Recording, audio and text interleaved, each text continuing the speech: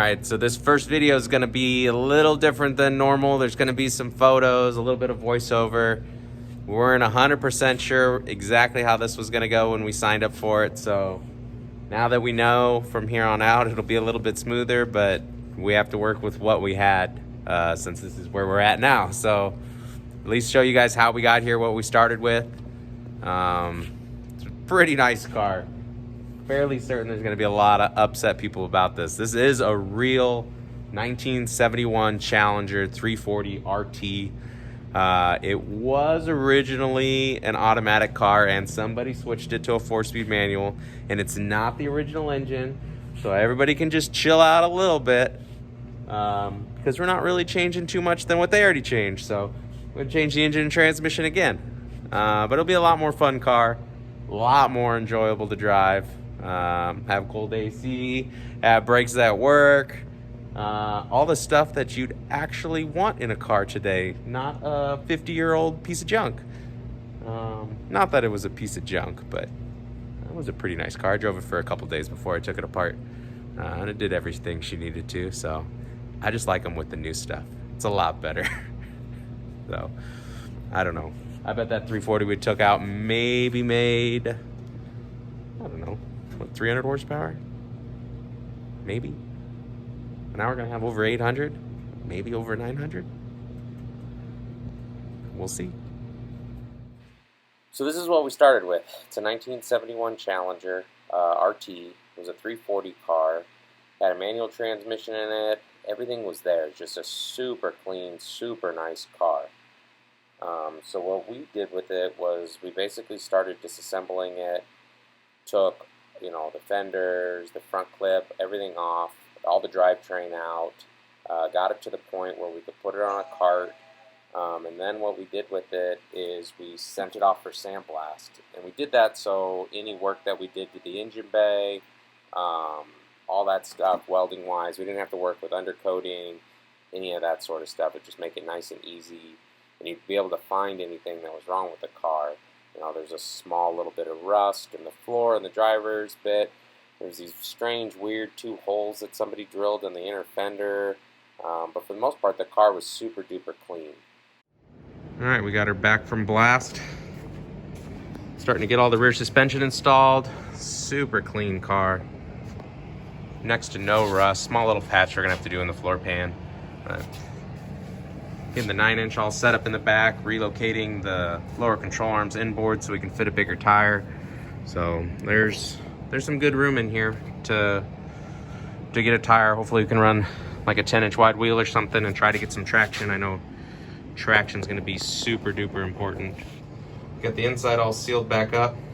There was a pretty good rust hole there. To get the 6-speed in here, we had to modify the tunnel a bit. So you can kind of see some of the modifications we made.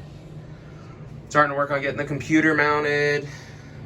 Gas pedal, that's what this is. So change the bracket on it. The one that comes with it just didn't really work for us. But there's the relay box. We get that all mounted in there. Getting closer and closer. Long ways to go though. I'm working on reinforcing the chassis a bit. So did some upper inner fender braces, reinforced the core support area, and underneath, get under here. So we added these front torque boxes.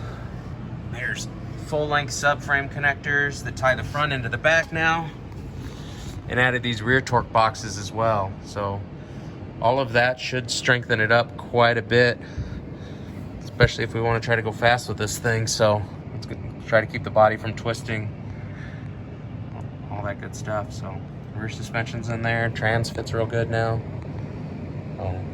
Making progress. Headers are in. This thing's still gonna have to come completely back apart and get the undercarriage painted, engine bay painted before we can put it together for real. We're just in the mock-up stage right now. The underside of that floor pan repair. Can't even tell we were there. All right, so we went through the engine bay and filled in all the holes, smoothed out the firewall, and all the stuff you gotta do to make it look nice. Smoothed out the inner shock towers, yeah, where there used to be a shock point there. Now that we're running coilovers, we won't need that. So kind of have an advantage here, if you will. So this is actually just a standard Hellcat engine from a Chrysler 300 we're building. So we stole that, got it all in here, mocked up, and started making sure everything would fit, because we're not going to get our engine for a little bit longer. Hopefully it'll be here soon, and then we can pull it out. But since this has to come back apart anyways to repaint all of this, this is pretty much makes the most sense to do it this way. So we're just using this for mock-up, trying to get a little bit ahead of the curve because we got a lot of work to do. So hoping the radiator comes in soon. Got all the accessory drive on there. Got to work on getting the steering hooked up. We got the new radiator in place now. That's all fitting really nice. Had to trim it up a bit. Well, here she is. She's all back apart again. Basically ready to go on the trailer, head to the paint shop. So, see, got all the bracing, all that stuff's done. Engine bay's all filled and smooth and metal worked. So, ready to get all painted now and look good again. Just need to get it done. We're gonna run out of time here pretty soon. So, lots of work to do. Not a lot of time to do it. Let me know what you guys would do to it. We're not real big drag racers. You know, we build a lot of high-end show cars. You know, drivers. Something that you can really appreciate.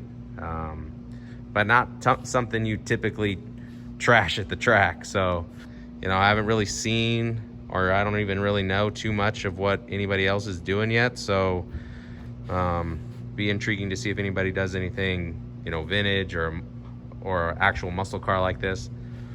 I'm really intrigued to see if any of these YouTubers, Instagrammers, whatever you want to call them all, if they actually build the cars themselves, or if they just hire people to do it. So that is what I'm interested to see. See if they actually know how to put one of these together. So that's basically it for the mock-up stage. Gonna get this thing in the trailer, get it off the paint. Time to make it look pretty.